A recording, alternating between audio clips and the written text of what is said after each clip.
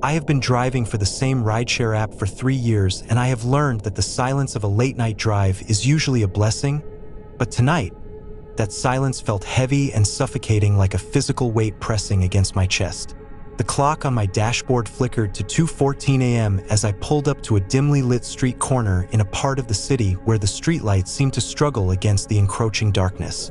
The rider's name was listed as David, and the destination was a remote address nearly 40 minutes away, deep in the wooded outskirts where the cell signal is known to drop to a single, shivering bar.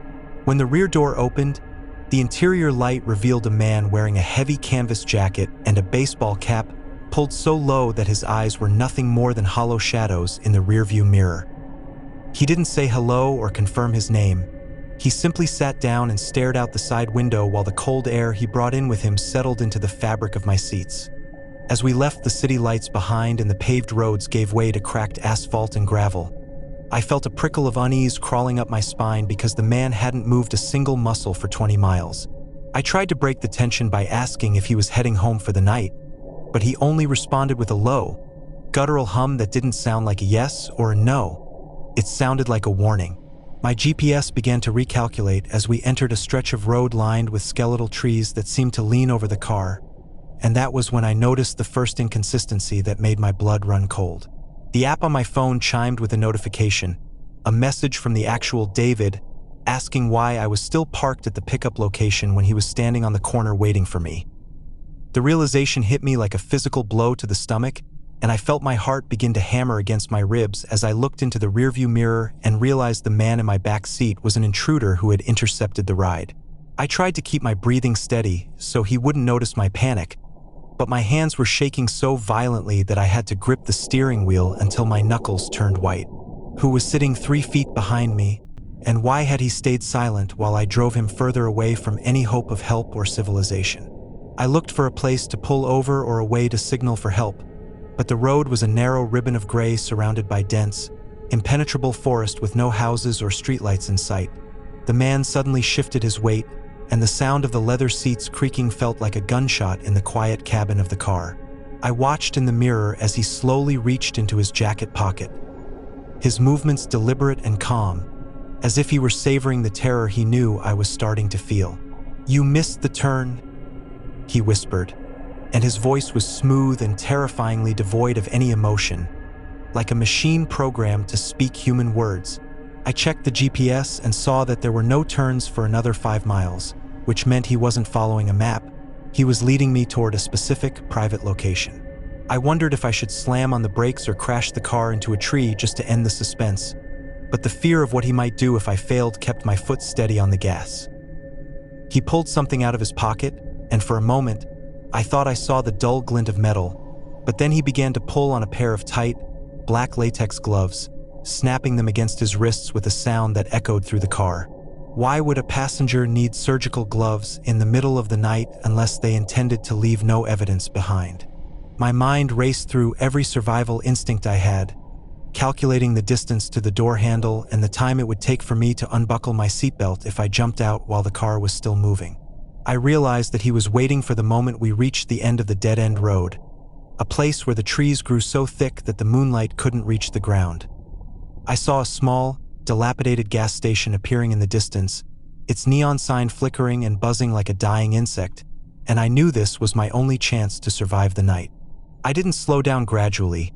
Instead, I waited until the very last second and yanked the steering wheel toward the pumps, screaming as loud as I could to startle him. The man lunged forward, his gloved hand reaching for my throat, but the sudden momentum of the turn threw him against the door and gave me the split second I needed to act. I slammed the car into park and threw myself out of the driver's side door, falling onto the hard concrete and scrambling toward the locked glass doors of the station. I could hear his footsteps behind me, a heavy, rhythmic thudding that told me he was closing the gap, but I reached the night teller's window and began pounding on the bulletproof glass with everything I had. The elderly attendant inside woke up with a start and saw the desperation in my eyes, and he immediately grabbed the phone to dial emergency services while pointing a shotgun at the glass. The man in the canvas jacket stopped dead in his tracks just a few feet away from me. his face finally visible under the harsh fluorescent lights of the station canopy. He didn't look like a monster, he looked like an ordinary person, which made the cold, predatory smirk on his lips even more terrifying as he realized his window of opportunity had closed. He didn't run away immediately. Instead, he backed away slowly, never taking his eyes off mine, as if he were memorizing my face for another time. He vanished into the darkness of the woods just as the first distant wails of police sirens began to break the silence of the countryside. I sat on the cold pavement, gasping for air and shaking uncontrollably, while the gas station attendant watched over me through the thick glass. When the police arrived, they searched the back seat of my car and found a roll of heavy-duty tape and a sharp hunting knife tucked into the seat pocket where he had been sitting. They told me I was lucky to be alive because that stretch of road had seen 3 disappearances in the last year alone. I don't drive for the app anymore, and I never pick up a stranger after the sun goes down, because I know that sometimes the person sitting behind you isn't looking for a ride, they are looking for a victim. The hum of the industrial cooling fans is the only thing that keeps me company in this 400,000 square foot warehouse. A space so vast that the far corners are perpetually swallowed by a thick, velvety darkness. My job as the overnight security monitor is usually the definition of boredom, consisting of staring at 16 grainy camera feeds and walking the perimeter of the steel racking every 2 hours. Tonight, however, the air inside the building felt heavy and stagnant, as if the oxygen was being slowly drained out by an invisible vacuum. I was sitting in the small, glass-walled office when I noticed something that made the hair on my arms stand straight up. A single, steaming cup of black coffee sitting on the break room table. I hadn't made a pot of coffee since I arrived at 10 o'clock, and the motion-activated lights in the break room were currently dark, meaning whoever had placed it there was either incredibly fast or was still hiding in the shadows. I pulled up the playback on the security DVR, my fingers fumbling with the mouse as I rewound the footage of the break room by 10 minutes. I watched the screen intensely, expecting to see a coworker or a late-night delivery driver, but the video showed the room remaining completely empty and still. Then, at exactly 1:14 a.m., the camera feed flickered with a burst of static, and when the image cleared a split second later, the coffee cup was simply there on the table. There was no person, no movement, just a sudden, physical manifestation of someone else's presence inside my locked facility. I felt a cold sweat break out across my forehead because I knew the logic of this building. There are no ghosts here, only 3 miles of ventilation ducts and dead zones where the cameras cannot see. I grabbed my heavy flashlight and my radio, stepping out of the safety of the glass office and into the main floor where the rows of shelving towered 30 feet above me like the ribs of a giant beast. Every step I took on the polished concrete echoed with a metallic ring that seemed to announce my exact location to anyone listening in the dark. I headed toward the break room, my heart thudding against my ribs so hard that I could feel the pulse in the back of my throat. When I reached the table, I reached out a trembling hand and touched the ceramic side of the cup. It was scalding hot, which meant that whoever had been here was likely less than 50 feet away from me at this very moment. I whispered into my radio for base to check the external gates, but all I received in return was a loud, rhythmic scratching sound that didn't sound like electronic interference.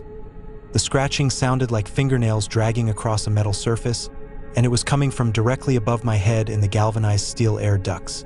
I turned my flashlight upward, the beam of light cutting through the dust motes, and I saw a single silver screw sitting on the floor directly beneath the ventilation grate. Someone had unscrewed the cover from the inside and was currently crawling through the ceiling, tracking my movements from above while I walked the floor like a mouse in a maze. I realized with a jolt of pure terror that the intruder wasn't trying to rob the warehouse. They were playing a game of cat and mouse with the only person left in the building. I began to back away slowly, trying not to make a sound, but my boot kicked an empty wooden pallet and the noise echoed through the silent aisles like a thunderclap. Immediately, the scratching in the vents stopped, replaced by a heavy, deliberate thud as if someone had dropped from the ceiling onto the top of the high-density racking.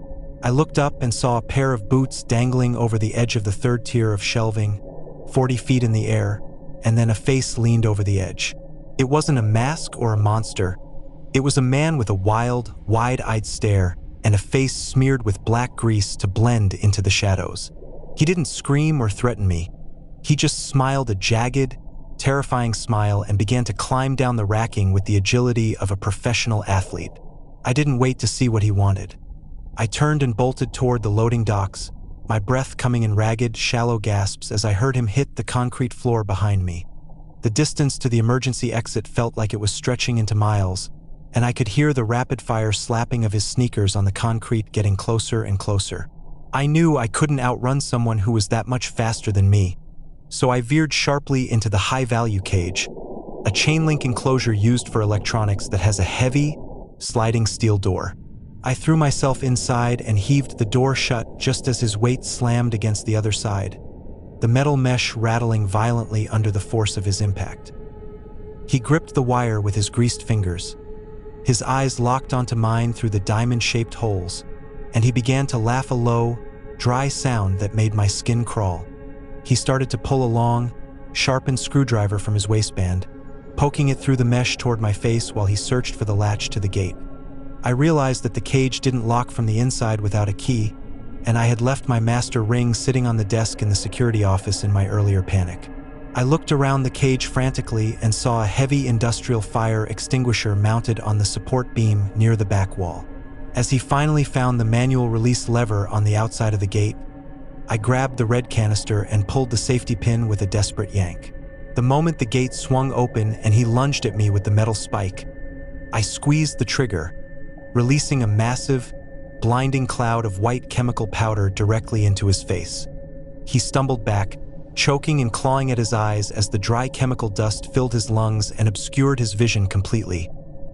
I didn't hesitate for a second. I shoved past him while he was disoriented and ran for the main bay doors, hitting the emergency all-call button on the wall as I passed.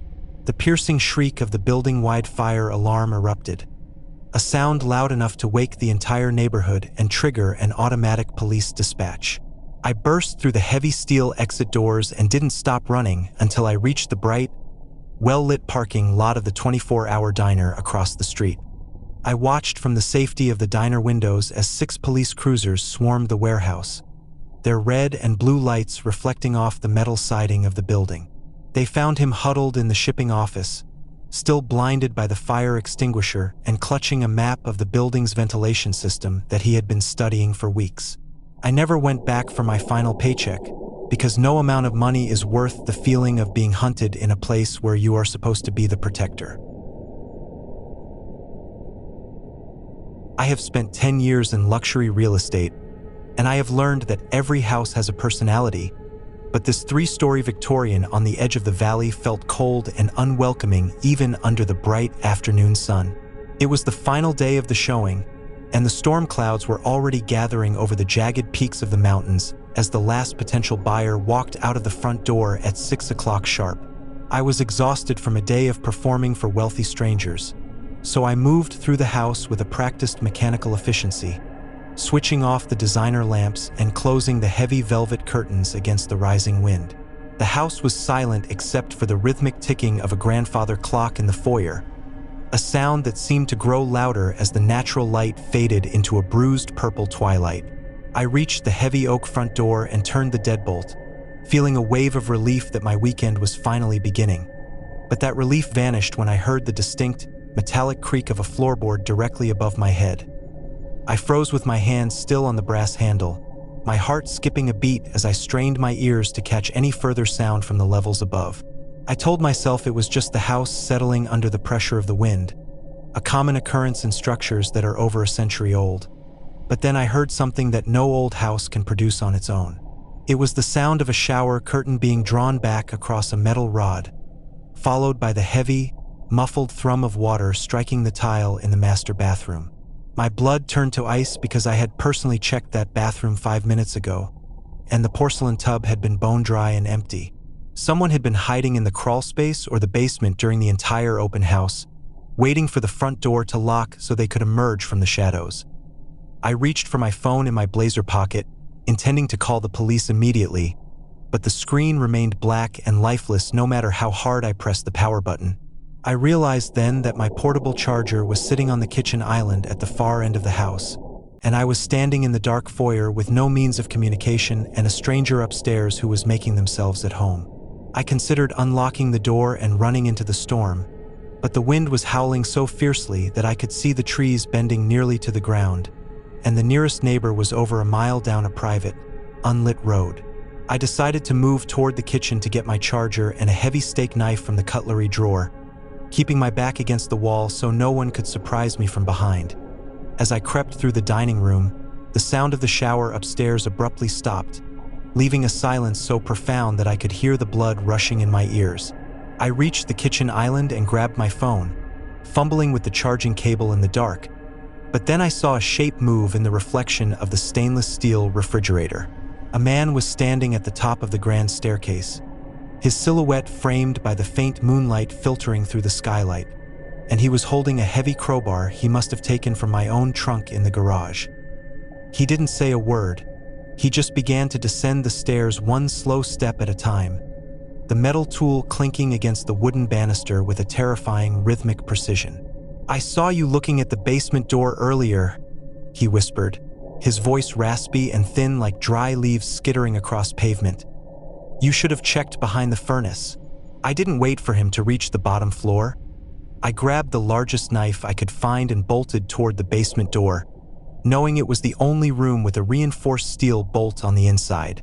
I tumbled down the wooden stairs into the darkness, slamming the door shut and sliding the bolt home just as his weight crashed against the other side with enough force to make the frame groan. I was trapped in the cellar with no windows and only a single, dim light bulb overhead, but at least there was a solid barrier between me and the man who had been watching me all day. I could hear him pacing back and forth on the floorboards above me, his footsteps heavy and deliberate as he searched for a way to bypass the lock.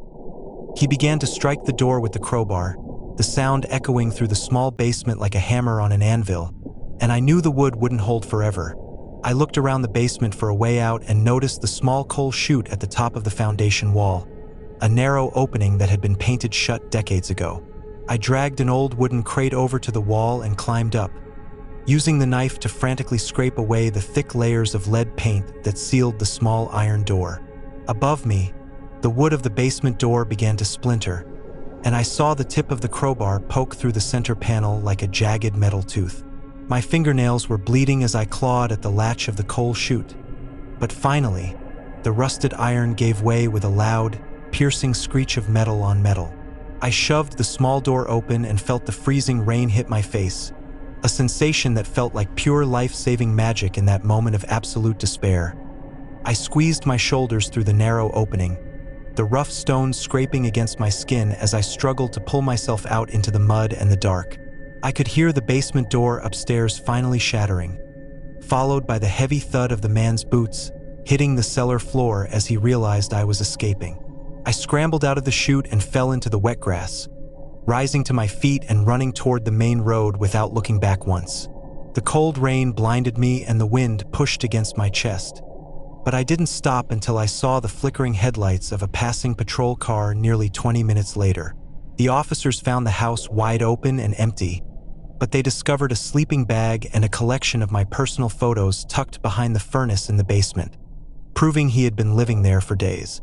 I stopped doing open houses after that night, and I never enter a property alone, because I know that sometimes the most dangerous part of a house isn't the structure, it's who is hiding in the walls.